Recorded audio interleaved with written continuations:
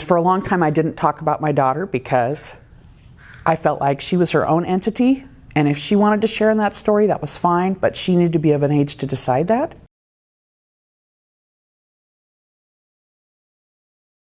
I grew up all over the state of Washington. My dad was a Methodist minister, and we moved every 4 to 5 years, but always in the state of Washington. So in high school, I dated this young man who was also in FFA with me, and then just out of high school, he asked me to marry him, and in '83, we got married. I'm pretty sure it was '83. We got married because I graduated in '82. Would have been in November that we got married, right around Thanksgiving. And then the following year, I knew something was wrong. I didn't know what was wrong. I thought maybe I don't keep house well enough, maybe I don't cook well enough. You know how women are, we just take on our own, we take it on. And I thought it was me, and I thought that's why. And finally I confronted him, and he said, no, I think I'm in love with this guy. And I've been meeting him up in the park, and I think I'm in love with him. And I was so naive. I had no idea. I knew that there were people of the same sex having sex, but that was like the full extent of my knowledge of homosexuality. We separated at that time. It took us another 1.5 years or so to get divorced.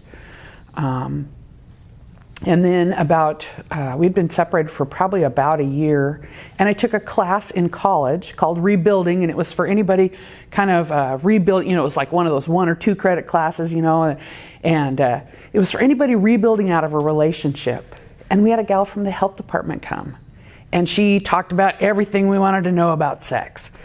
And I said, well, can you talk a little bit about this HIV? Because that was in May of 1985. And I had heard a little about it in the newspaper, on the news, but never really paid a whole lot of attention to it.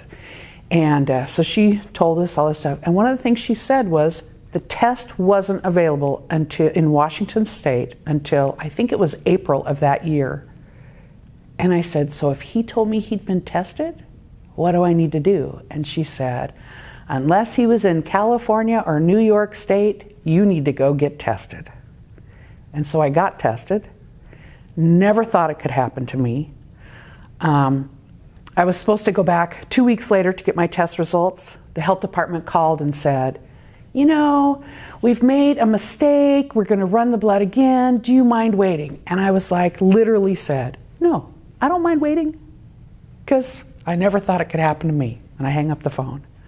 I go back on July 1st of 1985, and this very nice gentleman sits me down in a chair, and he says, I don't know how to tell you this, but you are HIV positive.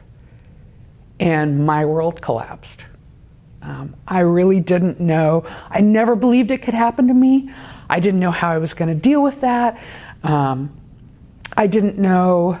I knew my parents would love me no matter what, but I had just turned 21, because my birthday is the 23rd of June, so I had literally just turned 21, and I thought, oh my God, I'm gonna die. And that's what they told me. They said, you probably got about 3 years, so make them count.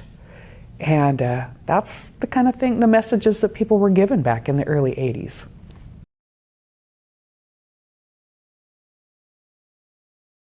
I did not anticipate getting pregnant. Condoms are 99% effective, and usually they're not effective because people don't use them right. And every now and then one will break. So I had this condom break, and I didn't, I still didn't think I was going to be pregnant. So I'm going to school. I'm finally back in school. I'm going to school, and I would go to the library, and I would lay down, and the librarian would wake me up as they were closing, and I had drooled all over my books, and I just couldn't stay awake. I just could not stay awake. So I finally went down to the health department, and I said, I don't know. I think I'm starting to get sick. I can't stay awake. And they tested me for a bunch of stuff, and it wasn't that. And they had me come back 2 days later, and she said, is there any way you could be pregnant? And I said, well, I did have a condom break. Maybe, but I don't think so. And they did a pregnancy test, and I was pregnant. That was before They were doing any of the medications. By that time I was taking AZT, but they didn't know what effect that would have on a mother and child. So I quit taking my AZT because of that. They weren't doing viral loads yet, so it was all by T-cell count. The nurse practitioner that I was seeing at that time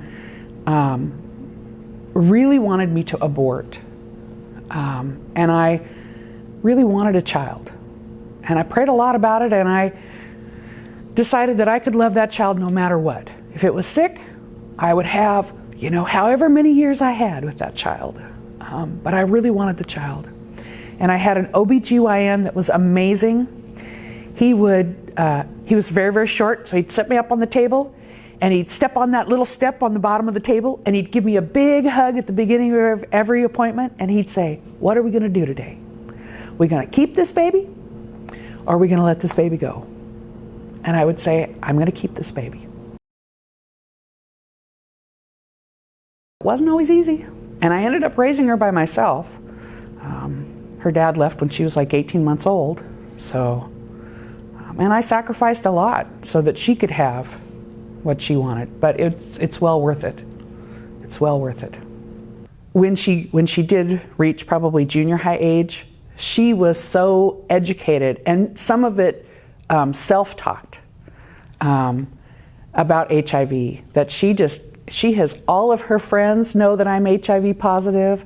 On my birthday, I get so many texts for happy birthday, and they're all kids of her generation. It is so exciting that they know. I'm so glad I have her. And she's not infected, and she's the joy of my life to this day. So I'm so glad I have her. She's 26 now, and just full of vim and vigor. So